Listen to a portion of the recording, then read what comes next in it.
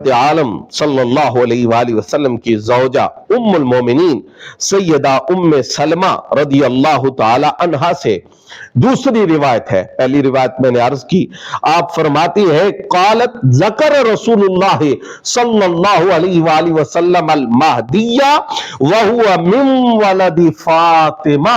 فرمایا رحمت عالم صلی اللہ علیہ وآلہ وسلم نے حضرت امام مہدی کا تذکرہ کیا اور پھر یہ بھی واضح کیا کہ وہ میری بیٹی فاطمہ تو زہرا کی اولاد سے ہوں گے.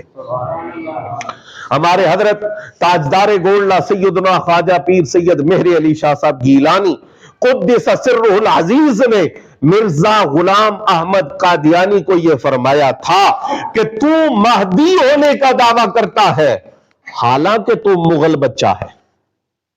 تیری فیملی کون ہے؟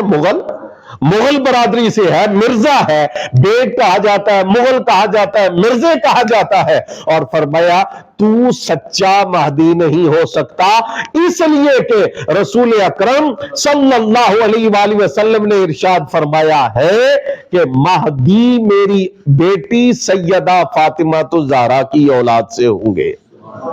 یہاں میں ایک اشارہ کرنے لگا ہوں کہ بعض لوگ بعض تعویلات کے ذریعے آل رسول کی باؤنڈری میں داخل ہونے کی کوشش کرتے ہیں. میں اشارہ کر رہا ہوں, بعض تعویلات کے ذریعے اہل بیت رسول کی باؤنڈری میں داخل ہونے کی کوشش کرتے ہیں.